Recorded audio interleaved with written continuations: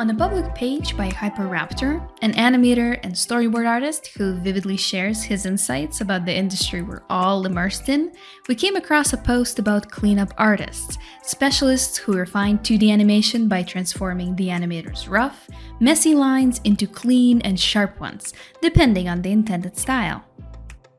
Raptor, or more precisely, Kirill Blumenkranz, writes that many people entered the animation industry through cleanup work. Because of this, there's a widespread notion that his job is simple and insignificant.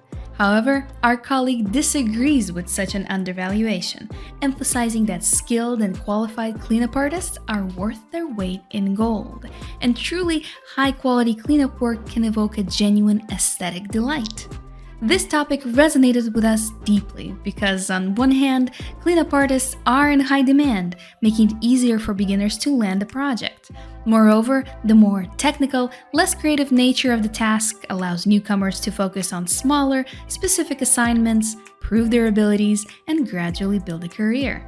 On the other hand, people often forget that cleanup artist's role isn't so simple. It's one of the most crucial in the production since the cleanup artist is ultimately responsible for what the audience sees on the screen.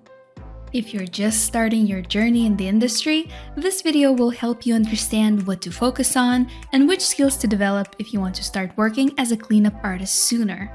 One of the main responsibilities of our cleanup artists is to maintain the consistency of the character's appearances, or in simpler terms, staying true to the design.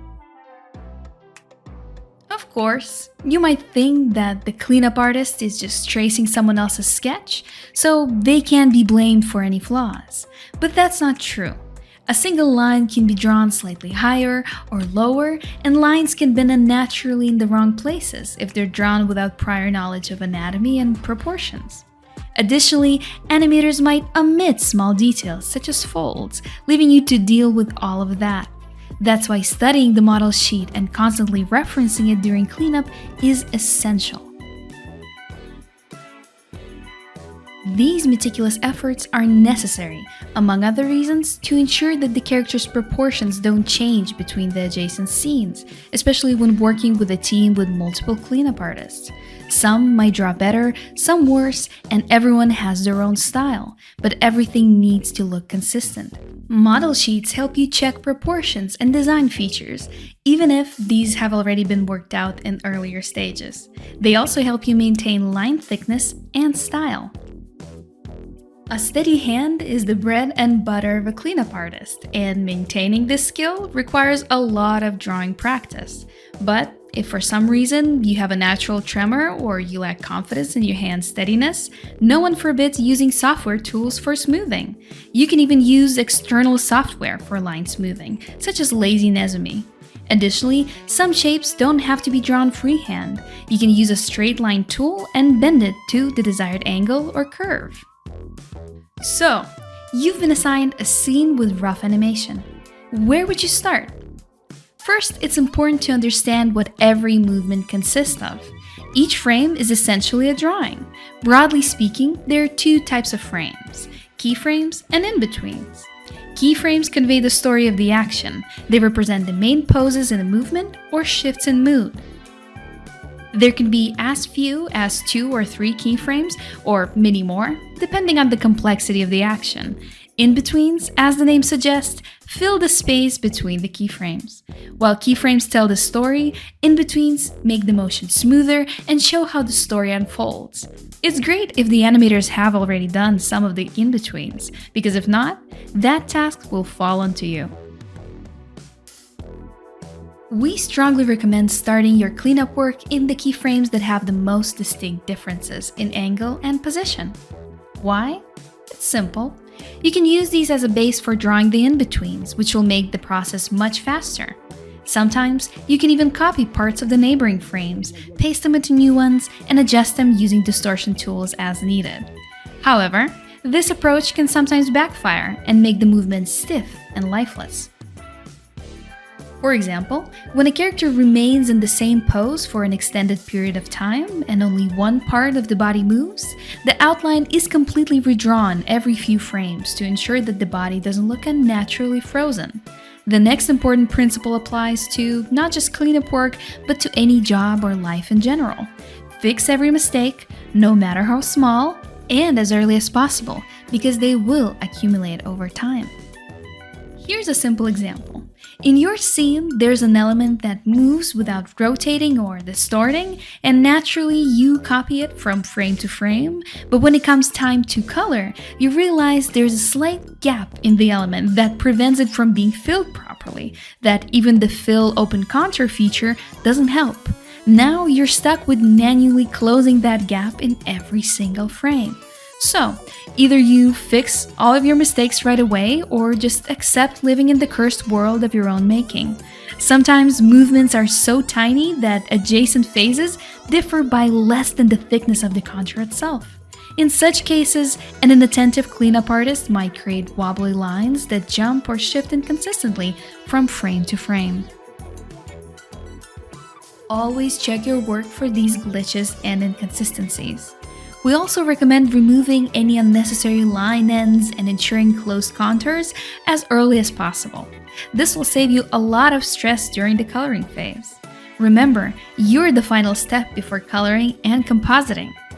And when the lines are so close together, one contour might unintentionally merge with another. And this brings up the concept of avoiding tangents. Tangents occur when more than two lines intersect at a single point. Occasionally, tangents are used as a stylistic choice to make an image resemble an engraving. However, in most cases, these intersections flatten the image and make it lifeless. It becomes unclear which details are in the foreground and which are in the background. Now, let's return from the details to the cleanup process as a whole, which begins with drawing the key poses. Sometimes, a cleanup artist has to work on the in-betweens, the intermediate frames. This doesn't happen on every project, but when there's not enough hands on deck, you might need to step in. Let's talk about it briefly. The animator has already drawn out the keyframes and handed them over to you so you can fill the spaces in between them. Stop. What is that thing? No need to panic. It's an instruction chart, kindly left by the animator to help you correctly create the in-between phases. In simple terms, there are three types of motion: uniform, acceleration, and deceleration, along with their many combinations. Let's say we have keyframe A on the first frame and keyframe B on the 11th. The object moves in a straight line between them. For uniform motion, find the middle frame between the two keyframes. Frame 6, in this case. Draw the object exactly halfway between its positions in A and B. Then, for each frame between 6 and 11, place the object at equal intervals from the previous and next frames. Do the same for frames 1 through 6. The key to drawing the in-betweens is finding the midpoint between the main phases. So if you're working with acceleration or deceleration, the midpoint between A and B might not be the 6th frame. For smooth acceleration, the middle phase could be closer to the beginning, say on the 4th or the 5th frame, and for deceleration, the midpoint would appear much later. How can all of this be encoded in an animation chart? It's simple. Do you see these arcs? They connect the marks in between, representing motion phases, and that they're equally distant from each other. You can learn more about this in one of our older videos. Besides acceleration and deceleration, you need to consider movement along the arcs, secondary motion, and many other details that we regularly discuss and share. And let's face it, there's no shortage of information online. You can learn a lot, even master complex concepts on your own. But it will take an enormous amount of time, and there will be no one to point out the subtle mistakes. This is where the value of learning with a professional teacher comes into play. At Animation School, all of our teachers are experienced professionals in the field. Soon, in February 2025, our traditional 2D animation cleanup workshop will begin. Classes at our school are following a very straightforward structure. You watch lectures, complete your homework, meet with your mentor, and go over the technical and artistic issues and improve with each session. By the way, the course cost can easily be recovered with just 1-2 small projects. If you've been hesitating or postponing, now is the perfect time to click the link in the description. Now, let's go back to the topic of the video. When it comes to contouring, there are no universal rules. Each project has its own requirements for cleanup, as there are countless artistic styles. For example, you might be asked to use a specific textured brush, as seen in projects like Ernest and Celestine, Primal, or Kid Cosmic. Sometimes, line stylization falls under the compositing task. In certain animations, lines need to have varying thickness, tapering or widening in specific areas. For example, external contours might be thicker while the internal ones are thinner, as seen in Gorillas, Gravity Falls, or early Powerpuff Girls. Adjusting line thickness can even help indicate lighter or darker areas. On the other hand, some styles require consistent line thickness, like in BoJack Horseman. Interestingly, when the scenes zoom out, not only do line thickness often decrease, but character details are simplified as well. In many cases, the animation itself will also be simplified. So what if you submit a scene and are told that the line thickness needs to be changed? If you're working with vector software like Toon Boom Harmony or Adobe Animate, you can easily adjust the line thickness in the settings. If this proves challenging, After Effects can help. Its simple choke or press it can narrow or widen lines.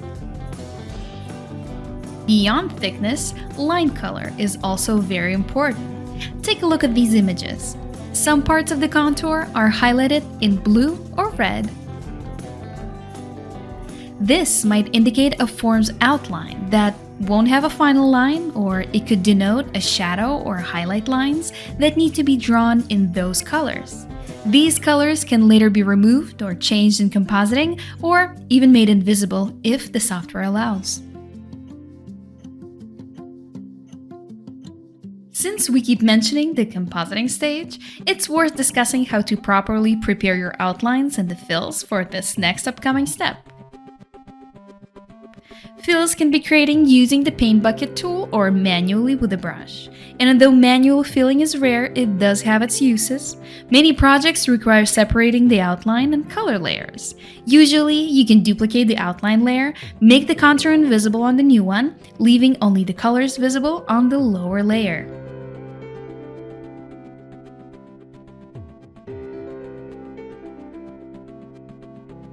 In Toon Boom Harmony, each layer has a sublayer specifically for fills. You can use a special tool to move the outline to this sublayer, eliminating the need for additional nodes. While not mandatory, this method optimizes and streamlines the workflow. And while cleanup primarily involves tracing rough animation, remember that it's fundamentally about cleaning. Cleanup can also include erasing artifacts from neural networks or manually refining grease pencil lines in Blender.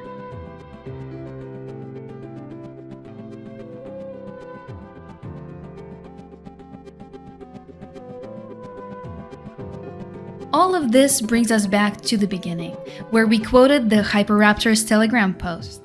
Cleanup isn't required to be so meticulous on every project. Each one of them is unique. Yet, cleanup artists' contributions in the animation production is often undervalued. Even industry veterans sometimes view it as simple work.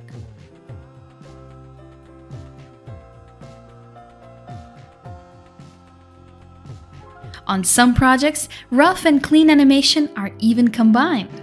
For example, in the recent Lackadaisy film, rough animation fragments were intentionally highlighted by the clean lines. Similarly, in Wolfwalkers, city residents were drawn with clear, distinct lines, while natural and wild elements featured rough, softer lines, a technique that added depth to the storytelling.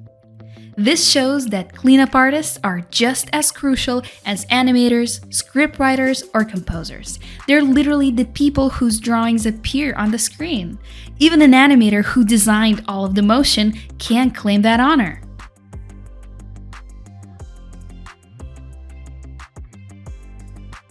In this video, we've tried to shed some light on what a cleanup specialist should know, keep in mind, and be able to do. Respect to these pros! We hope today's tips will help you in your future work and studies. And don't forget about us! Likes and comments inspire us to explore new, interesting topics. See you soon, our shining little stars!